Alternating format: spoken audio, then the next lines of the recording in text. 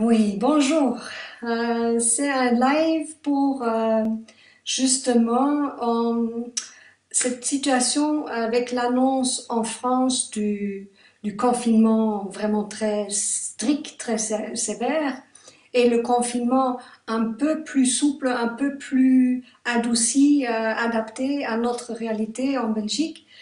Euh, j'ai quand même beaucoup de demandes, beaucoup de contacts qui me disent qu'ils sont très fort angoissés, qu'ils savent pas très bien comment identifier, comment gérer cet état dans lequel ils se sentent.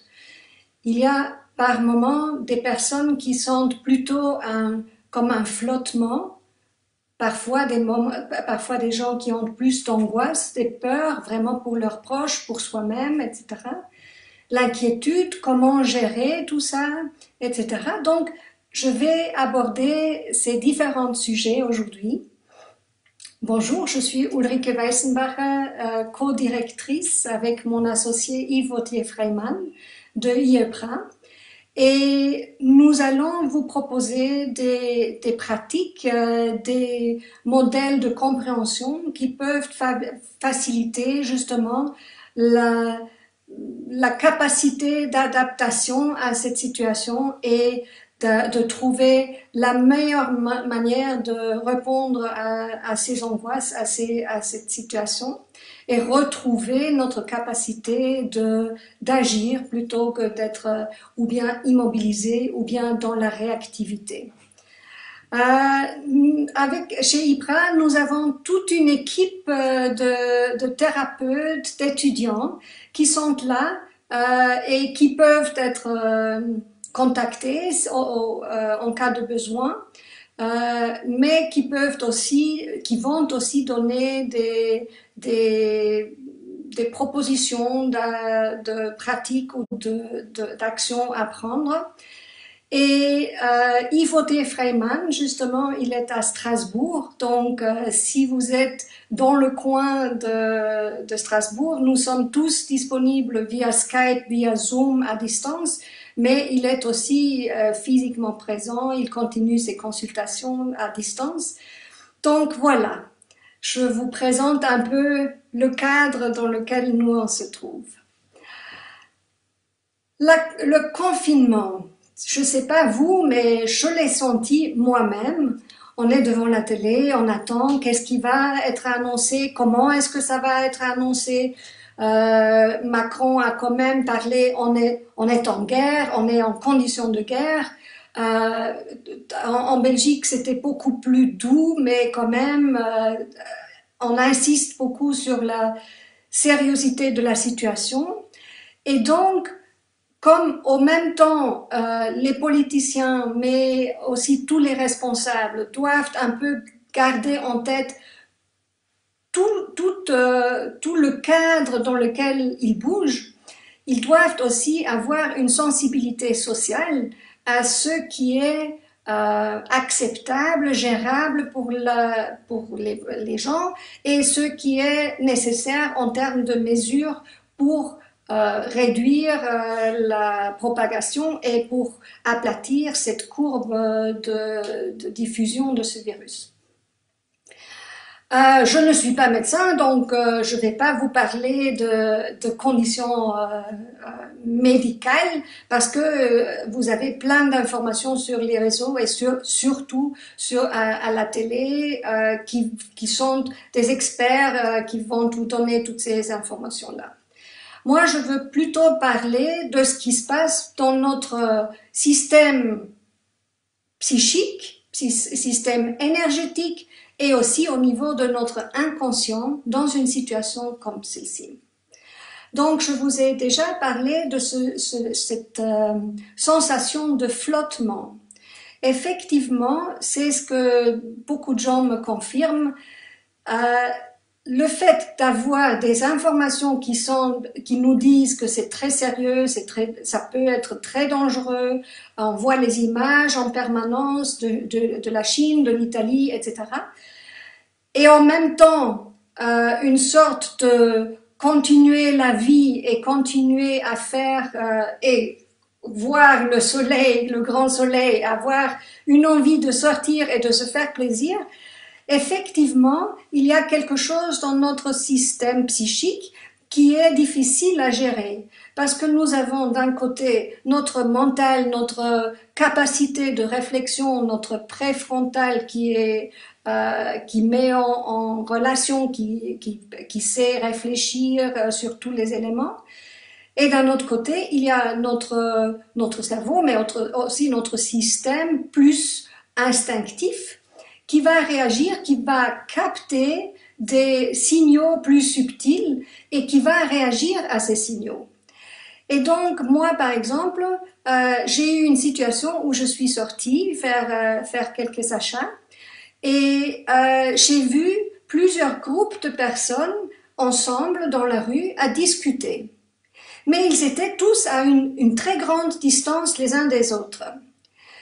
Pour notre système nerveux, ça c'est quelque chose d'inhabituel. Parce que quand nous sommes des animaux sociaux, quand on discute ensemble, quand on se rassemble, on cherche à être proche. Et donc, même si au niveau mental, je peux me dire, oui, effectivement, ce sont les mesures, etc., notre corps, notre système de survie va quand même prendre ces signaux comme des signaux de danger et d'insécurité. La même chose quand j'ai vu les images à Paris de zones vraiment d'habitude qui sont remplies de gens tout d'un coup, vides, mais vraiment vides, il n'y a personne dans la rue. Notre système va prendre ces signaux et les interpréter comme un danger. Et donc, nous sommes notre système cherche à se positionner par rapport à ce danger perçu et les explications qui ne nous rassurent pas non plus parce qu'on ne sait pas effectivement est-ce que c'est un danger qui est minimisé pour ne pas trop nous effrayer, ou est-ce que c'est un danger qui est vraiment très très grand et peut-être plus grand encore que de ce que on s'imagine. Donc nous sommes dans une sorte d'inconfort d'information et de clarté qui est difficile à gérer. La deuxième chose, c'est que nous baignons aussi dans un inconscient collectif qui va être, même si personnellement je ne ressens pas une peur, par exemple, je baigne quand même avec tous les autres dans cet inconscient qui réagit à la situation. Et donc, j'ai aussi beaucoup de personnes qui sont hautement sensibles, qui me parlent comme de vagues d'angoisse et d'insécurité, même si consciemment, ils se sentent assez en sécurité et stables. Donc, c'est effectivement quelque chose, ça serait bien aussi de l'aborder et de faire par exemple du tapping là-dessus ou de faire d'autres techniques qui peuvent vous aider à apaiser aussi à ce niveau plus sous-jacent, plus inconscient. Et il y a une autre notion encore, ce sont par exemple des personnes, des indépendants, des entrepreneurs, des personnes qui étaient en train de lancer une activité ou un projet et qui se retrouvent tout d'un coup dans une situation où ils savent pas, est-ce que je dois avancer, est-ce que je dois laisser tomber, est-ce que ça va s'aggraver, est-ce que une crise économique va suivre ou pas, qu'est-ce que je fais avec toute ces inconnus et comment je peux agir dans cette zone-là. Et donc, comme première chose pour apaiser, pour rassurer, je vous propose une ronde de tapping déjà sur les choses que je viens de nommer. Par exemple, nous pouvons prendre cette peur, cette angoisse qui est présente dans l'inconscient collectif comme départ, parce que on est tous touchés par cela. Et on peut commencer par, même si il y a beaucoup d'inconnus en ce moment. Et je suis vraiment pas sûre de comment agir et quelle est la bonne mesure dans tout ça. Je m'aime et je m'accepte aussi bien que je peux dans ces circonstances. Parfois plus, parfois moins. Et c'est normal, c'est tout à fait compréhensible que je sois insécurisée. Parce que, effectivement, c'est une situation de crise. Et on parle de crise. Et effectivement, c'est une situation qu'on n'a jamais encore connue, que c'est mondial, que ça se répand à une vitesse incroyable et on est là à l'observer. Effectivement, ça peut faire peur à des parties de moi. Mais d'un autre côté, ici et maintenant, je respecte les consignes de le plus possible rester confiné, ne pas avoir trop de contacts personnels. Donc, je peux contribuer à la non-propagation ou à l'aplatir de courbes dans mon petit réseau. Je m'ouvre juste à la possibilité de vivre tout ça différemment. Oui, j'ai peur, j'ai des angoisses. Dès que j'entends quelqu'un parler, dès que j'ouvre la télé, j'angoisse. C'est pas très clair pour moi. C'est en dessous. D'un côté, je me sens sûre de moi et je suis informée, je suis calme. Et d'un autre côté, il y a cette angoisse. C'est inconfortable. Je ne sais pas encore comment gérer. Je ne sais pas quelle est la meilleure manière de répondre. C'est un stress. Je sais pas. Je sais même pas pourquoi j'angoisse. Ou je le sais. Vraiment, c'est inconfortable. Il y a une grande tension intérieure. Je ne sais pas comment faire avec tout ça. Je n'ai pas connu ça. Je ne sais pas quelle est la meilleure manière d'agir.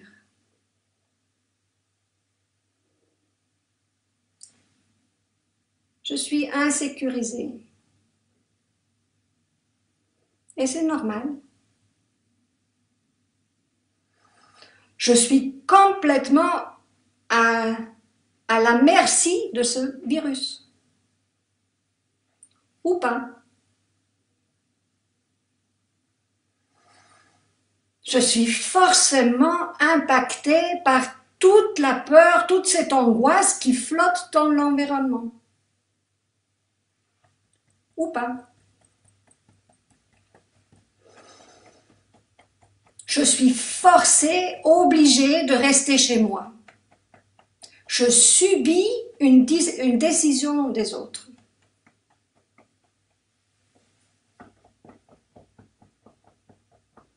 C'est très inconfortable. En plus, je ne sais pas combien de temps ça va durer. C'est logique que j'angoisse. Et si je pouvais voir tout ça différemment?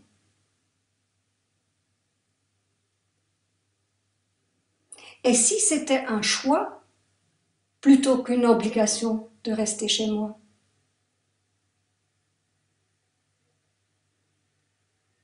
Et si je pouvais voir toute cette situation comme une opportunité? Non, non, non, c'est pas possible. Hein. Je suis contrainte, je suis obligée, je suis forcée, je dois me plier. Je ne veux pas être obligée à ça. C'est horrible. Évidemment, j'en souffre. Et si je pouvais en faire un choix personnel? Et si je pouvais en faire un choix solidaire? Et si je pouvais voir toute cette situation d'un autre angle? Si je pouvais changer de perspective?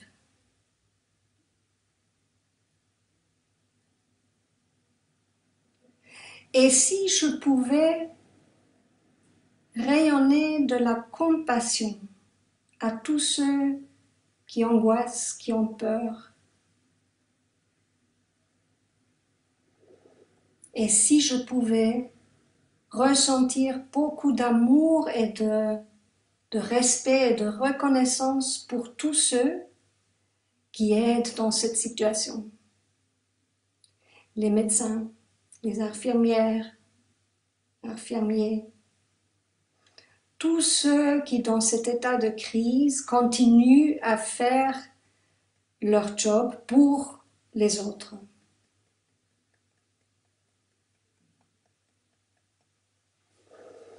Vous pouvez respirer et juste observer qu'est-ce qui se passe à l'intérieur avec cette ronde déjà de tapotement.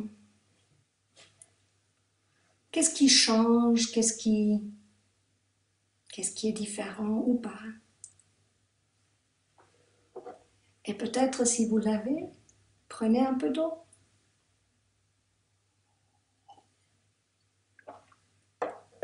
Pour faire circuler toute cette énergie, mais aussi pour aider à garder la bouche humide pour que tous les microbes soient plutôt avalés et dans notre tract de digestion plutôt que d'aller dans les poumons. En tout cas, c'est un conseil qu'on m'a donné. Ce n'est pas une prescription médicale, j'en ai pas. Alors, vous pouvez tout simplement fermer les yeux et ressentir. S'il y a plus de calme en vous, connectez avec ce calme. S'il y a plus de compassion, connectez-vous vraiment avec cette compassion. S'il y a plus d'amour pour tous ceux qui nous aident dans cette situation, ou amour pour vos proches, pour vos amis, pour vos enfants, pour vos amis, ou tout simplement de l'amour propre pour vous-même, d'être connecté là maintenant avec tous ces gens qui se sont connectés aussi. Amour et gratitude pour tout ce qui est possible aussi dans cette situation, même s'il y a de la contrainte. Et vous pouvez laisser grandir cet espace d'amour, de compassion, de sérénité, de ce que vous ressentez, de calme en vous. Juste se laisser répandre à travers tout votre système, tout votre corps, ce calme, cet amour. Peut-être il peut carrément circuler dans vos artères, dans votre sang, dans vos cellules. Peut-être ça peut remplir toutes vos cellules. Peut-être vos cellules peuvent même se mettre à danser dans cette lumière ou dans cet amour, dans cette compassion.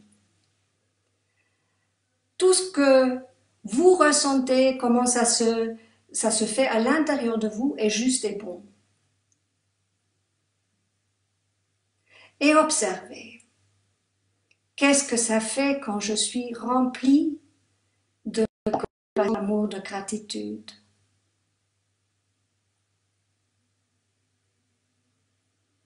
Ce sont les plus hautes vibrations qu'on a, la gratitude, l'amour. Et plus notre vibration est haute, plus nous ouvrons toutes les capacités de notre organisme, tant sur le niveau psychique qu'au niveau physique, pour être à la disposition de recherche de solutions ou de contributions en ce moment.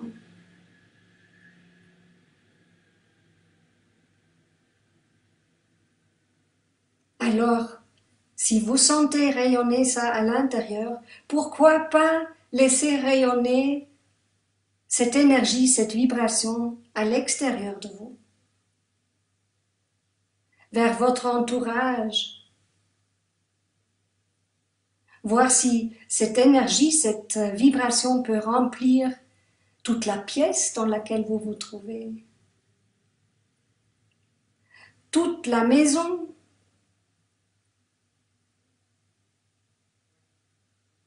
rayonner à travers tout le quartier dans lequel vous vivez.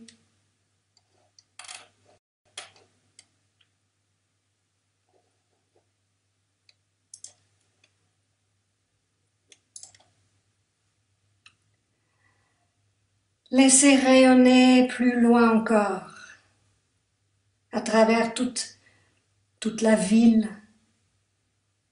votre pays. Rayonner, englobé de rayonnement d'amour et de compassion.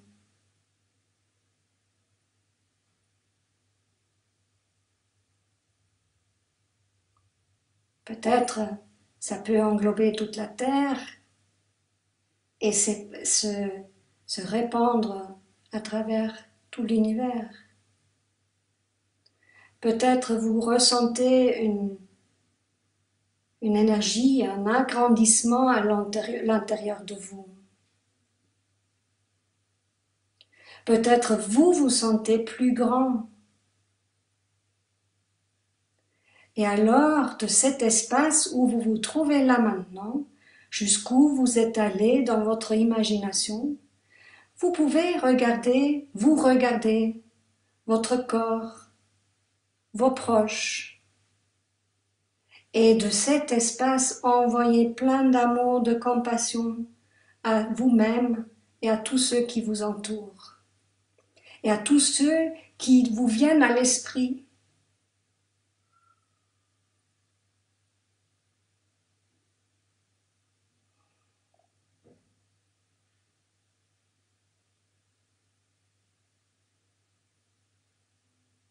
Cette possibilité nous est disponible à tout moment, indépendamment des circonstances. La possibilité de nous remplir de l'énergie d'amour, de gratitude, de compassion.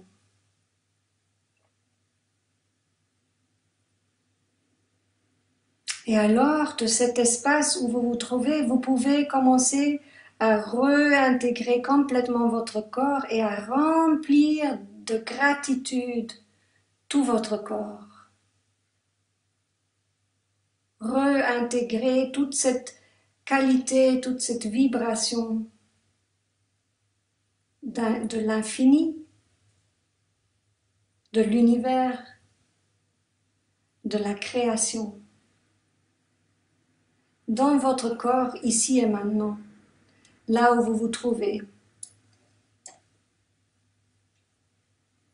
Peut-être vous pouvez sentir que quelque chose change dans votre corps, dans votre cœur, dans votre tête, dans vos pensées.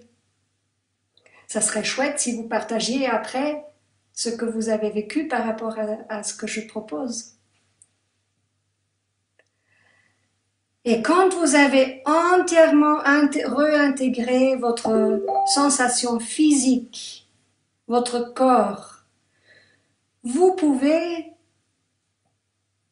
re-regarder votre situation actuelle avec cette nouvelle perspective.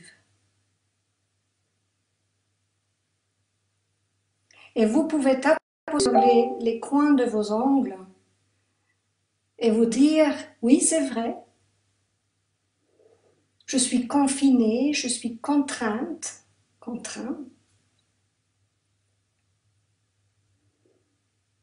Et en même temps, j'ai le choix.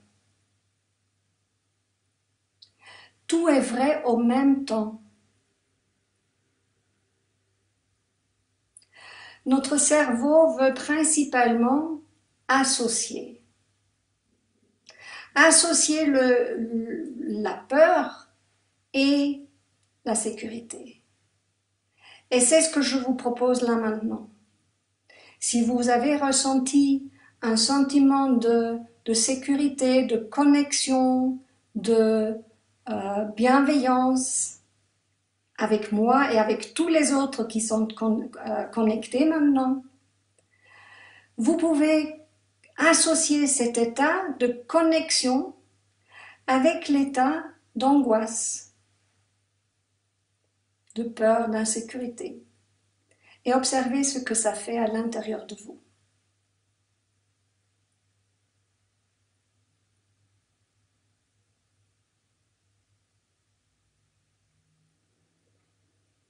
Vous avez tous sûrement déjà vu passer les images ou les statuts sur Facebook, sur LinkedIn, etc.,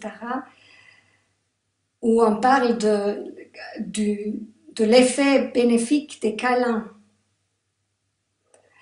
Comme en ce moment, on ne peut pas se faire des câlins, ça instabilise notre système inconscient, notre système biologique, neurobiologique. Et donc, nous pouvons pour le moment remplacer le câlin par la connexion de cœur à cœur, par la connexion de notre bienveillance les uns vers les autres, par la connexion virtuelle que nous sommes en train de faire. Et notre système neurobiologique peut se calmer,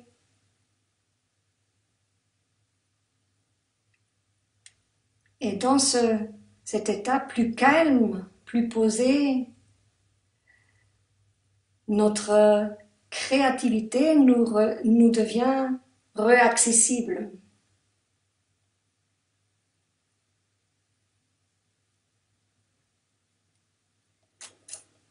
Et je vous proposerai aujourd'hui ou demain encore, avec ma collègue Catherine Mourenaud, justement une série de 11 jours pour associer notre cerveau, notre système créatif et notre système logique, rationnel et énergétique.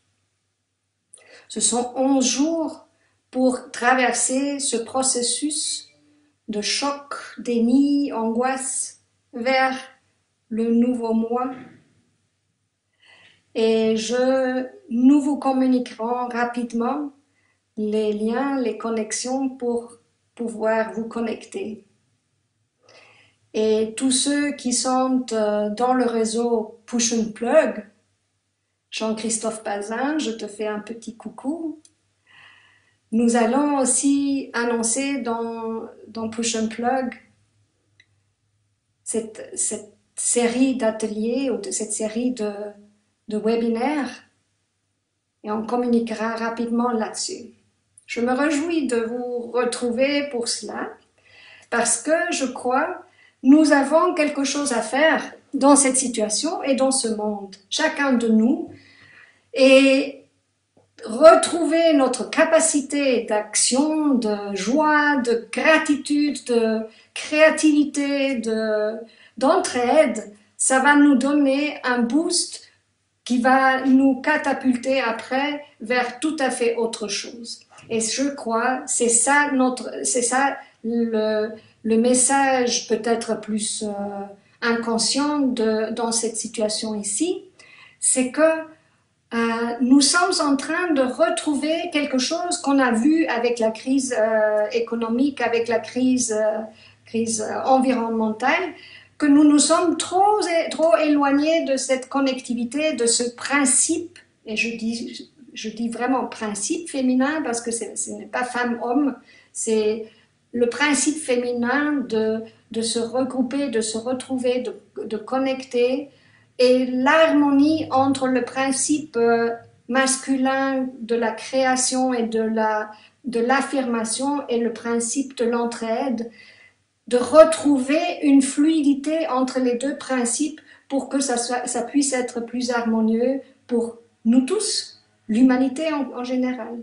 Donc je crois que cette situation, cette crise a aussi un message un peu plus discret pour le moment, un message plus inconscient. Et je suis contente de partager cela avec vous et de découvrir tout ce qu'on peut réaliser ensemble. Je vous souhaite encore une bonne journée en beaucoup plus de sérénité et de créativité et de joie. Nous nous retrouvons vendredi, 12h30, ici même, same time, same station. Salut!